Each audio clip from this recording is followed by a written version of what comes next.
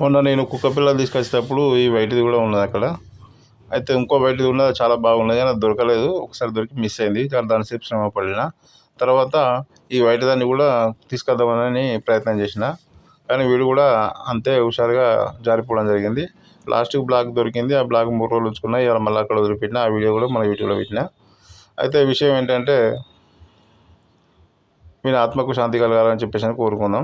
ఎందుకు అని అంటే ఇప్పుడే నాకు తెలిసిన సమాచారం. నేను కుక్క పిల్లలను వదిలిపెట్టి అక్కడ కిరాణా షాప్ అతన్ని అడగడం జరిగింది. అడిగితే గంట ముందని నేను బిస్కెట్లు వేస్తే తిన్నది.